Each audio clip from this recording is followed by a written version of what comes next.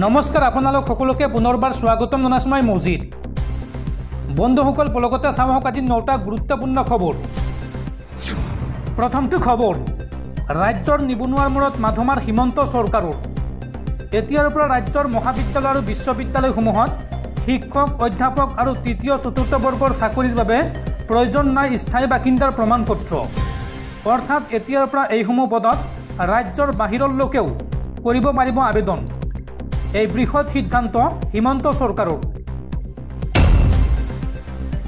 পৰৱৰ্তী খবৰ ৰাজ্য কপাই যোৱা ঢকুৱাখানাৰ সুনীল গগৈ কাণ্ডৰ নতুন মূৰ বৰ্তমানৰ জীয়াই আছে সুনীল গগৈৰ ঘৰত গৈ CIDৰ IGP সংযুক্তা পৰাশৰে পত্নীক জনালে সুনীল গগৈ জীয়াই থকাৰ কথা লগতে পত্নীক বিধৱাৰ সাজ পৰিহাৰ কৰিবলৈ আহ্বান জনালে আৰক্ষী বিষয়াগৰাকীয়ে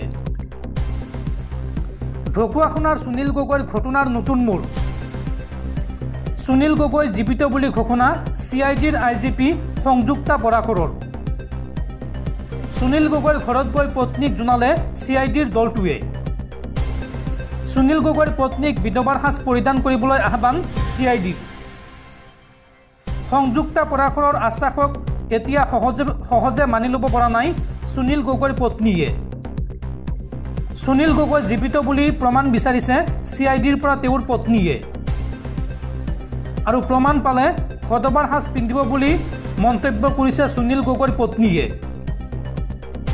সুনীলৰ পত্নী পুত্ৰৰ সৈতে এই সন্দৰ্ভত আলোচনাত বহিছিল তদন্তকাৰী দলটো আৰু এই সমগ্ৰ ঘটনা এতিয়াও ৰহস্যৰ আৱৰ্তত সোমাই আছে পৰৱৰ্তী খবৰ ৰাছিয়া ইউক্ৰেইনৰ যুদ্ধক লৈ প্ৰধানমন্ত্ৰী নৰেন্দ্ৰ মোদীৰ ডাঙৰ মন্তব্য বন্দুকৰ দ্বাৰা কোনো সমস্যাৰ সমাধান নহয় আলোচনাৰ মাধ্যমেৰেহে সমাধান কৰিব লাগিব সকলো সমস্যা ৰাছিয়াত উপস্থিত হৈ এই মন্তব্য প্ৰধানমন্ত্ৰী মোদীৰ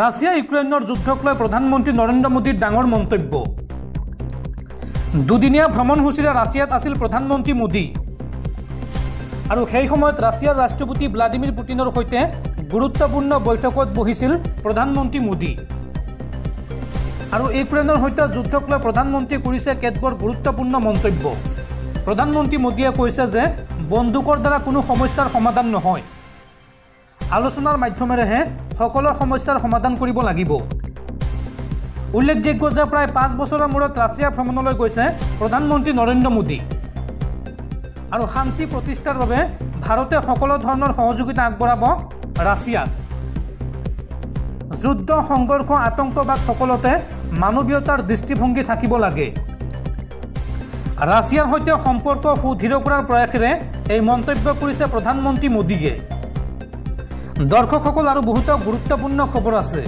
তাৰ আগতে আপোনাক জনাও যে যদি আপুনি এতিয়ালৈকে এইটো ভিডিঅ'ত লাইক কৰা নাই তেন্তে এতিয়াই ভিডিঅ'টোত লাইক কৰি দিয়ক আৰু এনেকুৱা ধৰণৰ ভিডিঅ'সমূহ নিতৌ চাবলৈ চেনেলটো সাবস্ক্ৰাইব কৰি কাষত থকা বেল আইকনটো প্ৰেছ কৰি ৰাখক পৰৱৰ্তী খবৰ গুৱাহাটী মহানগৰীত পুনৰ ভয়ংকৰ ঘটনা গুৱাহাটী মহানগৰীত ৰহস্যজনক অৱস্থাত উদ্ধাৰ হৈছে বনস্মিতা বুঢ়াগোহাঁই নামৰ এগৰাকী যুৱতীৰ মৃতদেহ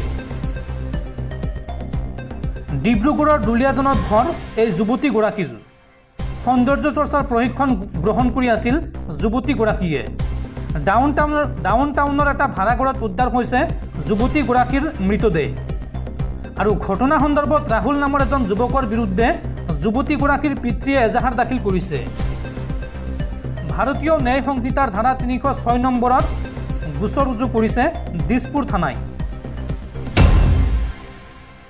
পৰৱৰ্তী খবৰ বানপানীৰ মাজতে মূল্যবৃদ্ধিয়ে মাধমাৰ সদাইছে ৰাজ্যৰ সাধাৰণ জনতা বজাৰত লাগিছে জুই চৰকাৰ আছে হুই ৰাজ্যৰ বজাৰ নিয়ন্ত্ৰণত চূড়ান্তভাৱে ব্যৰ্থ ৰাজ্যৰ যোগান বিভাগ বজাৰত লাগিছে জুই চৰকাৰ আছে হুই শাক পাচলিৰ মূল্যবৃদ্ধিয়ে কন্দুৱাইছে ৰাজ্যৰ সাধাৰণ জনতাক পাইকাৰীৰ পৰা খুচুৰা বজাৰলৈকে খুৰা বৃদ্ধি পাইছে শাক পাচলিৰ দাম বজাৰলৈ গৈ এতিয়া হাহাকাৰ জনতাৰ মূল্যবৃদ্ধি নিয়ন্ত্ৰণত চূড়ান্তভাৱে ব্যৰ্থ হৈছে হিমন্ত চৰকাৰ শাক পাচলিৰ বজাৰত অভাৱনীয় পৰিস্থিতি আপোনাৰ অঞ্চলত মূল্যবৃদ্ধি কেনেকুৱা আপুনিও জনাব পাৰে কমেণ্ট বক্সত পৰৱৰ্তী খবৰ, ৰাজ্যত হুৰাহুৰে বৃদ্ধি পাইছে প্ৰতিবিধ অত্যাৱশ্যকীয় সামগ্ৰীৰ দাম আৰু তাৰ মাজতে পুনৰ দৰমহা বৃদ্ধি পাব ৰাজ্যৰ মন্ত্ৰী বিধায়কসকলৰ। লগতে বৃদ্ধি হ'ব প্ৰাক্তন মন্ত্ৰী বিধায়কৰ পেঞ্চন। আৰু এই সন্দৰ্ভত বিধানসভাৰ অধ্যক্ষই গঠন কৰিছে 3জনীয়া আয়োগ বা কমিটি। পুনৰ দৰমহা বৃদ্ধি পাব ৰাজ্যৰ মন্ত্ৰী বিধায়কসকলৰ। লগতে বৃদ্ধি হ'ব প্ৰাক্তন মন্ত্ৰী আৰু বিধায়কৰ পেঞ্চন। 50% পৰ্যন্ত বৃদ্ধি পাব দৰমহা। আৰু এই সন্দৰ্ভত বিধানসভাৰ অধ্যক্ষই গঠন কৰি দিছে 3জনীয়া এটা কমিটি বা আয়োগ। আৰু এই কমিটিয়ে এমাহৰ ভিতৰত দিব প্ৰতিবেদন। পৰৱৰ্তী খবৰ, ৰাজ্যৰ লাখ লাখ জনতালৈ ভাল খবৰ। আজি ৰাজ্যৰ লাখ লাখ লোকৰ বেংক একাউণ্টত সোমাব চৰকাৰী ধন। কিছু সময় পিছতে আপুনি পৰীক্ষা কৰক আপোনাৰ বেংক একাউণ্ট। কাৰ কাৰ বেংক একাউণ্টত চৰকাৰে ধন সোমাই দিব বা কোনে কোনে এই ধন লাভ কৰিব চাওঁ আহক। অৰুণোদয় আঁচনিৰ ধন সোমাব হিতাধিকাৰী বেংক একাউণ্টত। লগতে বৃদ্ধ বিধৱা পেঞ্চনাৰসকলেও লাভ কৰিব আজি ধন। অৰ্থাৎ অসম চৰকাৰৰ যিসকল হিতাধিকাৰী আছে সকলোৰে বেংক একাউণ্টত আজি ধন সোমাব। যিহেতুকে প্ৰতি মাহৰ 10 তাৰিখে চৰকাৰী আঁচনিৰ হিতাধিকাৰী বেংক একাউণ্টত ধন সোমায়, সেয়েহে আজি হৈছে মাহৰ 10 তাৰিখ। আজি ৰাজ্যৰ সকলো হিতাধিকাৰী বেংক একাউণ্টত চৰকাৰে সোমাই দিব ধন। পৰৱৰ্তী খবৰ, প্ৰধানমন্ত্ৰী মোদীলৈ আগবঢ়োৱা হৈছে ৰাছিয়াৰ সৰ্বোচ্চ সন্মান। ৰাছিয়াৰ সৰ্বোচ্চ সন্মান অৰ্ডাৰ অফ এছ.টি. এণ্ড্ৰিয়ান এপষ্টলি সন্মানেৰে সন্মানিত কৰিলে ৰাছিয়াৰ ৰাষ্ট্ৰপতি ভ্লাডিমিৰ পুটিনে। পৰৱৰ্তী খবৰ, এটেনশ্যন মুখ্যমন্ত্ৰী হিমন্ত বিশ্ব শৰ্মা ডাঙৰীয়া। কেনেকৈ চলিছে আপোনাৰ অধীনস্থ স্বাস্থ্য বিভাগ? বৰ্তমান সময়ত ৰাজ্যৰ চৰকাৰী চিকিৎসালয়ত খালী হৈ আছে 700 চিকিৎসকৰ পদ। উল্লেখযোগ্য যে যোৱা 5 বছৰত অসমত 174 গৰাকী চৰকাৰী চিকিৎসকে চাকৰি ত্যাগ কৰিছে। আৰু লগতে 2019 জানুৱাৰীৰ পৰা 2024 মে মাহলৈকে 96 গৰাকী চিকিৎসকে ল'লে স্বেচ্ছামূলক অৱসৰ। আৰু একে সময়তে 74 গৰাকী চিকিৎসকে পদত্যাগ কৰিছে। আৰু বৰ্তমান সময়ত 700 চিকিৎসকৰ পদ খালী হৈ আছে ৰাজ্যত। শেহতীয়াকৈ প্ৰকাশ পাইছে এই তথ্য। পৰৱৰ্তী খবৰ, বিগত 9 মাহৰ অন্তত অৱশেষত লাডাখত উদ্ধাৰ হ'ল অসমৰ সেনা জোৱান গৌতম ৰাজবংশীৰ মৃতদেহ। গৌতম ৰাজবংশী ভাৰতীয় সেনাৰ হাবিলদাৰ হিচাপে কৰ্মৰত আছিল গগামুখৰ 2 নং কাৰপুংপুলি পথৰ গৌতম ৰাজবংশী। কৰ্মসূত্ৰে লাডাখত আছিল গৌতম ৰাজবংশী। লাডাখত ভাৰতীয় সেনাৰ এটা 40জনীয়া জোৱানৰ দলক আন 3 প্ৰশিক্ষকৰ সৈতে স্কেইঙৰ প্ৰশিক্ষণ দিয়াৰ দায়িত্বত আছিল গৌতম ৰাজবংশী। 2023 8 অক্টোবৰৰ দিনা এক দুৰ্ঘটনা সংঘটিত হৈছিল লাডাখত। আৰু তেতিয়াৰ পৰাই সন্ধানহীন হৈ আছিল গৌতম ৰাজবংশী। ঘটনাৰ দিনা আন 3 গৰাকী প্ৰশিক্ষকৰ সৈতে প্ৰশিক্ষণ কেন্দ্ৰৰ ওপৰলৈ স্কেই কৰি গৈছিল গৌতমে। হঠাৎ এক ভয়ংকৰ হিমস্খলন হৈছিল সেই ঠাইত। লাডাখৰ পৰ্বতৰ পৰা হঠাৎ নামি অহা বৰফৰ ঢলে নিমিষতে বহু তললৈ নমাই আনিছিল গৌতম সহ 4 প্ৰশিক্ষকক। আৰু বহু সময় ধৰি চলা তুষাৰৰ ধুমুহা আৰু হিমস্খলনে অজ্ঞাত স্থানত পুতি পেলাইছিল তেওঁলোকক। আৰু তাৰ পিছত ভাৰতীয় সেনাৰ সুদক্ষ স্কেইং প্ৰশিক্ষক গৌতম ৰাজবংশী আৰু আন 3জনৰ সন্ধানত কেইবাদিনো ধৰি চলিছিল ভাৰতীয় সেনাৰ উদ্ধাৰ অভিযান। এজনৰ মৃতদেহ পোৱা গ'ল, কিন্তু গৌতম সহ আন 3 প্ৰশিক্ষকৰ মৃতদেহ লাডাখৰ অজ্ঞাত স্থানত বৰফৰ তলতে পোত খাই থাকিল। সেনাই তেতিয়াই ঘোষণা কৰিলে বৰফ হ্ৰাস পালে পুনৰ জুন জুলাই মাহত চলোৱা হ'ব উদ্ধাৰ অভিযান।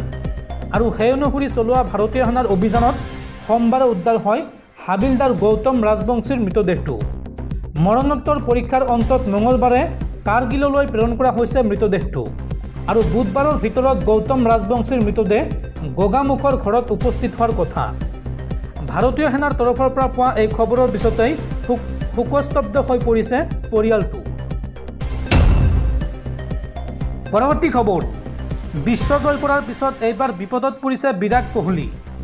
বিৰাট কোহলিৰ বিৰুদ্ধে আৰক্ষীৰ নিজাববীয়া গোচৰ ৰুজু। বিৰাটৰ বাৰত বিপত্তি। বেংগালুৰুত নিয়ম নিশা 1 বজাৰ পিছত খোলা ৰাখিব নোৱাৰিব বাৰ বা পাব। কিন্তু বেংগালুৰুৰ MG ৰোডত অৱস্থিত বিৰাটৰ 18 কমিউন বাৰ পুৱা 1:30 খোলা আছিল। বেংগালুৰু আৰক্ষী ডিচিপি চেণ্ট্ৰেলে জনোৱা মতে নিশা 1:30 পিছতো বাৰখন খোলা থকা দেখা গৈছে। বাৰ কৰ্তৃপক্ষৰ বিৰুদ্ধে উচ্চ স্তৰত সংগীত বজোৱাৰ অভিযোগো উত্থাপন হৈছে। এই অভিযোগ কেৱল বিৰাট কোহলিৰ বাৰৰ বিৰুদ্ধেই নহয়, চিগনাস্বামী ষ্টেডিয়ামৰ গাতে লাগি থকা আন বহু বাৰৰ বিৰুদ্ধে উঠিছে। বিৰাটৰ বাৰৰ উপৰিও বাকী বাৰসমূহৰ বিৰুদ্ধে আৰক্ষীয়ে FIR ৰুজু কৰিছে। ইতিমধ্যে এই অভিযোগৰ ভিত্তিত আৰক্ষীয়ে তদন্ত আৰম্ভ কৰিছে। অভিযোগ সত্য বুলি প্ৰমাণিত হ'লে পৰৱৰ্তী পদক্ষেপ গ্ৰহণ কৰা হ'ব। উল্লেখযোগ্য যে দিল্লী, মুম্বাই, পুনে আৰু কলকাতাতো বিৰাটৰ 18 কমিউন বাৰ আছে। যোৱা বছৰৰ ডিচেম্বৰ মাহত মুকলি কৰা হৈছিল বেংগালুৰুৰ বাৰখন। ৰত্নাম কমপ্লেক্সৰ 7ম মহলাত অৱস্থিত এই বাৰখন। পৰৱৰ্তী খবৰ, দেশবাসীলৈ ভাল খবৰ। ৰাছিয়াৰ সেনাবাহিনীত নিযুক্ত ভাৰতীয়সকলক মুকলি কৰি দিব ৰাছিয়া চৰকাৰে। প্ৰধানমন্ত্ৰী মোদীৰ ৰাছিয়া ভ্ৰমণৰ পিছতে এই কথা নিশ্চিত কৰিছে ৰাছিয়াৰ চৰকাৰে। অব্যাহতি দিয়া হ'ব ৰাছিয়াৰ সেনাবাহিনীত কৰ্মৰত সকলো ভাৰতীয় নাগৰিকক। সোমবাৰে ৰাছিয়াত উপস্থিত হোৱা প্ৰধানমন্ত্ৰী নৰেন্দ্ৰ মোদী আৰু ৰাছিয়াৰ ৰাষ্ট্ৰপতি ভ্লাদিমিৰ পুটিনৰ বৈঠকৰ পিছতেই এই কথা নিশ্চিত হৈছে। ভাৰতৰ প্ৰধানমন্ত্ৰী নৰেন্দ্ৰ মোদী দুদিনীয়া ভ্ৰমণসূচীৰে ৰাছিয়াত উপস্থিত হৈছে। জানিব পৰা মতে সোমবাৰে প্ৰধানমন্ত্ৰী নৰেন্দ্ৰ মোদীয়ে ৰাছিয়াৰ ৰাষ্ট্ৰপতি ভ্লাদিমিৰ পুটিনৰ সৈতে হোৱা এখন বৈঠকত এই বিষয়টো সন্দৰ্ভত আলোচনা কৰিছিল আৰু ইয়াৰ পিছত পুটিনে তেওঁলোকৰ সেনাবাহিনীৰ পৰা ভাৰতীয়সকলক মুকলি কৰি দিবলৈ সন্মতি প্ৰদান কৰে। উল্লেখযোগ্য যে 2022 চনৰ আৰম্ভণিতে ৰাছিয়াই ইউক্ৰেইন আক্ৰমণ কৰিছিল আৰু সেই ৰাছিয়াৰ যুদ্ধত বহু ভাৰতীয় নাগৰিক ৰাছিয়াৰ সেনাত নিযুক্ত হৈ আছে। কৰ্মসূত্ৰে বা আন কাৰণত ৰাছিয়াত থকা বহুতেই এই যুদ্ধত যোগদান কৰিবলৈ বাধ্য হৈছে বুলি অভিযোগ উত্থাপন কৰিছিল আৰু এই সংঘৰ্ষত নিযুক্তিপ্ৰাপ্ত 2 ভাৰতীয়ৰ মৃত্যু হৈছিল। ইয়াৰ পিছতে এই বিষয়টো ভাৰতৰ বাবে যথেষ্ট গুৰুত্বপূৰ্ণ হৈ পৰিছে। জানিব পৰা মতে ৰাছিয়াৰ সেনাবাহিনীত এতিয়াও বহু ভাৰতীয় নিযুক্ত হৈ আছে।